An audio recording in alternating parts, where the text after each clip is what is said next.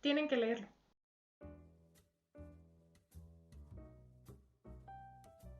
Hola, es jueves de curiosidad literaria y obviamente de gatos. Les presento a mi colectora, se llama Winnie Gerber Tinini, mi niña, y ella me ayudó hace poco a leer un libro porque es bastante letrada. Me ayudó a leer un libro bastante interesante que quise presentarles el día de hoy como, bueno, un video un poco más ligero que el anterior. Se llama El Mexicano, escrito por el famoso Jack London. Este es el ejemplar. Es una historia muy chiquita, como pueden ver. De hecho, entra en la categoría de noveleta o bien de cuento largo. Y te lo puedes leer en unas 2 horas, 1 hora, 2 horas, dependiendo de qué tan emocionada te pone. Pero la verdad es que yo lo recomiendo muchísimo. O sea, yo no soy una lectora muy asidua de Jack London, pero esta vez, y no sé si tuvo que ver el que la haya leído en el idioma original, pero esta vez como que me pegó ese aspecto poético de Jack London, un aspecto que no había conocido antes. Y bueno, quise presentárselos para platicarles un poquito acerca de él y por qué es interesante que lo lean, sean mexicanos o sean de cualquier otra nacionalidad. Ok, el nombre del protagonista es Felipe Rivera. Nos encontramos en la víspera de la Revolución Mexicana, el año 1910, e inmediatamente entramos en escena con la Junta Revolucionaria, este grupo de personas que organizaron todo el movimiento al principio, ¿no? Y nos habla de Felipe Rivera, que es un muchachito de 17, 18 años, que llega un día, toca la puerta de los organizadores de la revolución, de la Junta Revolucionaria, diciéndoles que quiere trabajar para el movimiento. Y como la vibra del chavo es bastante pesada, tiene un semblante súper hosco, unos ojos así súper amargos y llenos de hostilidad y de odio, las personas inmediatamente se sienten como repelidas por él, ¿no? Como que le tienen un poco de miedo. Y por esta razón, Paulino Vera, que es uno de los líderes de la organización, le dice, bueno, pues si quieres trabajar aquí, igual te puedes poner a limpiar el piso, ¿no? Y lo pone a fregar el piso literal. Y el muchacho curiosamente no pone resistencia. Dice, ¿es por la revolución? Sí, es por la revolución. Y se pone a limpiar los pisos. A medida que avanza esta noveleta, pues nos vamos como que haciendo una idea de la rutina o de la dinámica que tienen estas personas, ¿no? Se lo pasan todo el día trabajando en el cuartel general. Tienen su secretaria, de hecho una estadounidense, que sirve así como de mecanógrafa para hacer las cartas de propaganda, etcétera. Tienen a aquellos que están coordinando pues todo el movimiento desde dentro, y la forma en que Felipe Rivera encaja ahí es que se pone a fregar el piso y no dice una sola palabra, no habla con nadie, tiene su misma cara de pocos amigos, pero de repente cuando hay necesidad de dinero para tal o cual cosa, él simplemente se ausenta un día, una noche y regresa con el dinero, ¿no? Y todos están así como, pues, que es un ladrón, a quién mató, qué tantas gargantas tuvo que cortar para traer este dinero, como sea. Le tienen miedo, son personas ya grandes, son hombres fuertes, de hombros anchos, hombres maduros, de bigotes, así como nos, pues, recordamos a los hombres de ese tiempo de la revolución. Y él es un muchachito enclenque, un muchachito, pues, muy joven, adolescente, y de cualquier forma su energía es tal que les inspira mucho respeto. Y ya London nos hace preguntarnos, este muchacho que es hijo de los mismos porfiristas, que tiene tanta facilidad para pues simplemente desembolsar el dinero que se ocupa. Lo curioso es que pues está vestido miserablemente, con harapos, y muchas veces llega golpeado, llega así como si lo maltrataran, ¿no? Y cuando finalmente llega el momento de saber qué es lo que está pasando, qué es esta doble vida que lleva el muchacho, pues uno se queda así como mind blow. Y por eso vemos estos pequeños guantes de boxeador en la portada, porque Felipe Rivera es boxeador junior.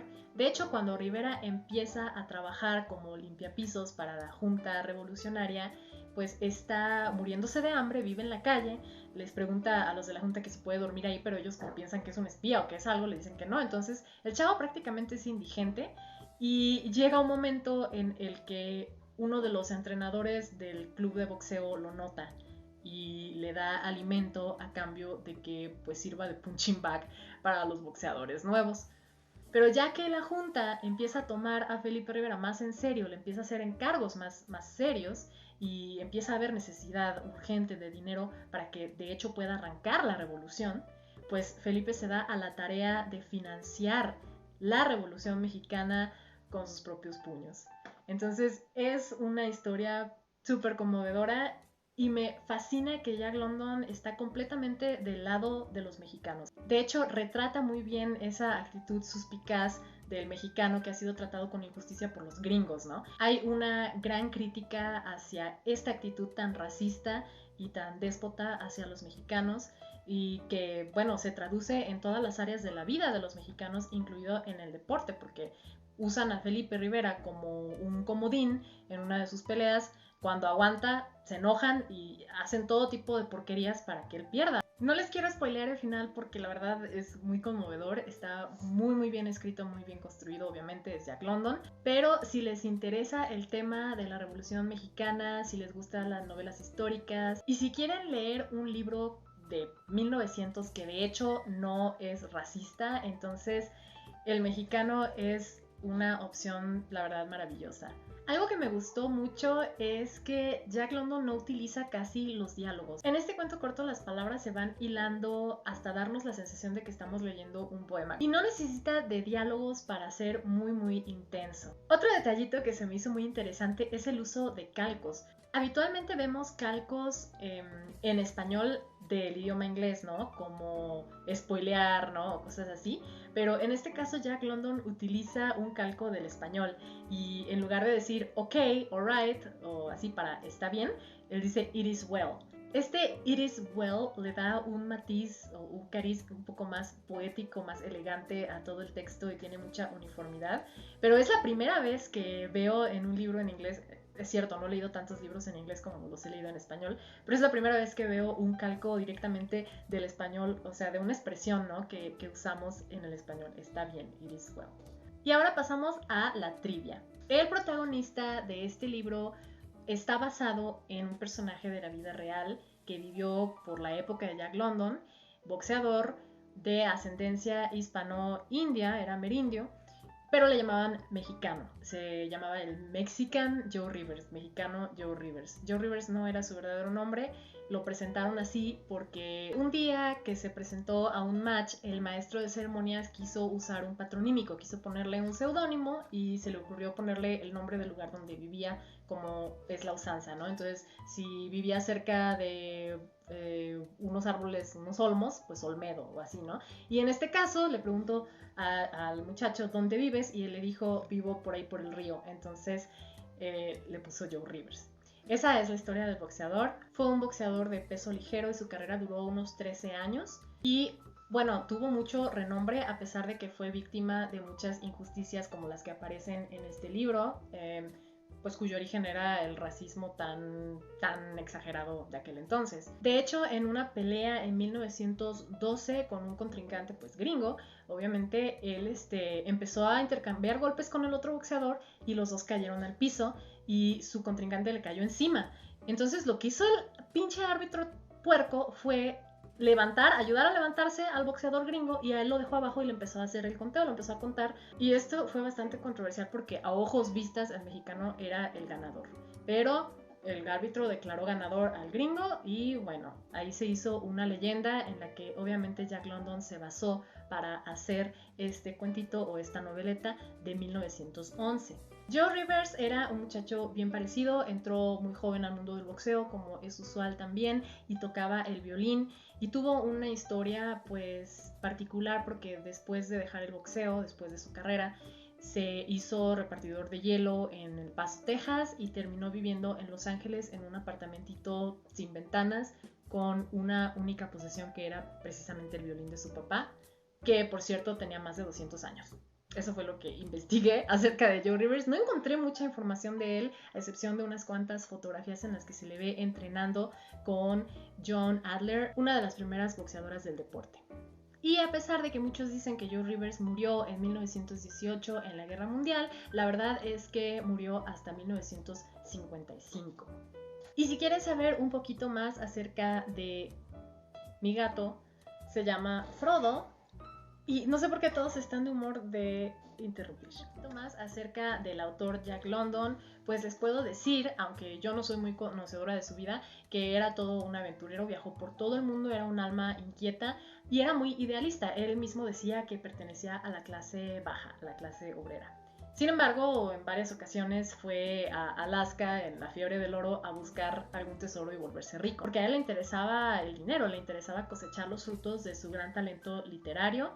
Y bueno, es comprensible que habiendo llevado un estilo de vida tan intenso, pues estuviera constantemente en la ruina, ¿no? Además de que pues era un poco alcohólico. Pero bueno, respecto a la revolución, Jack London apoyó totalmente el movimiento. Él decía que quería ver a un México libre, a un México justo. Se dice que luchó a mano armada con los demás revolucionarios en la toma de Mexicali. Y bueno, esto es un mito, pero conociendo a Jack London es muy posible que sí lo haya hecho. Sin embargo, Jack London también es un hombre de grandes contrastes porque, por ejemplo, cambió de carrera múltiples veces en su vida, fue cazador de focas, lamentablemente, después se hizo pirata, después tomó un trabajo como patrullero marítimo persiguiendo piratas y cambió de opinión respecto a varias cosas, o al menos cambió de opinión en papel, o vendió sus opiniones pues a cambio de beneficios pecuniarios. Y en este caso pues eso fue lo que sucedió, porque si en 1911 escribió El Mexicano apoyando la revolución de una forma muy sentida, muy sincera, en 1914 sucedió la toma de Veracruz. El ejército estadounidense metió su cuchara como siempre y ahí estaba Jack London como corresponsal de guerra. Y como ganaba un dinerito considerable con ese empleo, pues empezó a escribir cosas que contradecían completamente este tipo de propagandas y empezó a apoyar a los gringos racistas, a decir que los mexicanos eran ladrones de a caballo y a decir que básicamente eran unos tontos. Ahora, si tomamos en cuenta o si consideramos como algo cierto su participación en la toma de Mexicali, que fue en 1911, pues tenemos como una convicción muy fuerte ahí, ¿no? Entonces es bastante raro pues leer esos documentos o ponernos a pensar que existieron esos documentos en los que instaba a Estados Unidos a invadir el país. Pero bueno, una vez más, Jack London era un excelente escritor, pero era un oportunista. A pesar de esto, a mí me quedaron muchas ganas de seguir leyendo a Jack London y de profundizar en su obra. Obviamente tiene un significado especial para los mexicanos del mundo, pero es una obra pues de la literatura universal y además es bastante exacta históricamente hablando. Y ya, eso era todo lo que les quería mostrar hoy. Nos vemos la próxima semana con más libros y chismes literarios. Vamos viendo cómo se establece una cierta rutina o una dinámica.